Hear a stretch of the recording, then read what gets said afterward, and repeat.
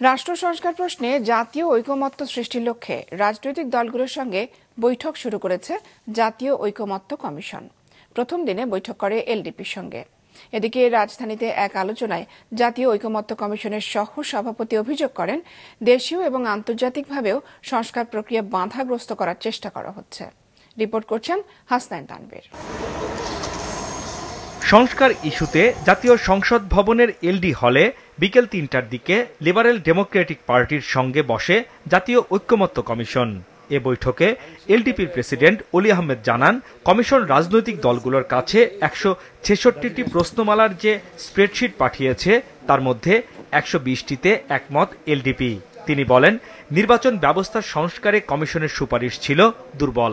সবগুলির মধ্যে আমি বলবো নির্বাচন কমিশনের কাগজগুলি খুবই দুর্বল ছিল। এটা আপনাদেরকে আরো অধিকতর দেখা উচিত ছিল।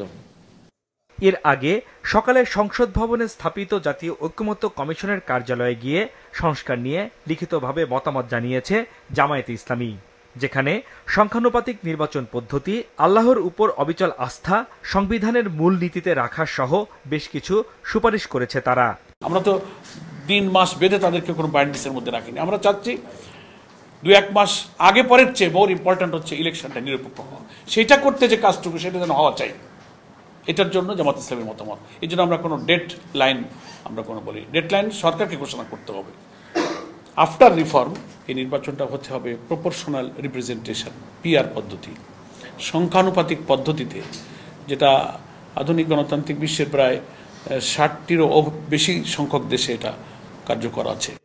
এদিকে রাষ্ট্র সংস্কারে নাগরিক ভাবনা বিষয়ে রাজধানীতে সুজন আয়োজিত এক আলোচনায় জাতীয় ঐকমত্য কমিশনের সভাপতি ও সংবিধান সংস্কার কমিশনের প্রধান আলী রিয়াজ অভিযোগ করেন, দেশীয় এবং আন্তর্জাতিকভাবেও সংস্কার প্রক্রিয়া বাধাগ্রস্ত করার চেষ্টা করা হচ্ছে। বিভিন্নভাবে সংস্কার প্রক্রিয়াকে বাধাগ্রস্ত করার চেষ্টা করা হচ্ছে, বাইরে থেকে হচ্ছে, ভেতর থেকে হচ্ছে, এই অর্থে যে যারা মনে করেন যে এইরকম কাঠামো অব্যাহত রাখা দরকার, বিশেষ করে যারা পরাজিত শক্তি তারা এটা মনে করে। ফলে আপনাদের দায়িত্ব হচ্ছে, আপনাদের কাছে আমার অনুরোধ হচ্ছে, আপনারা এই বিষয়গুলোকে নজরে রাখুন।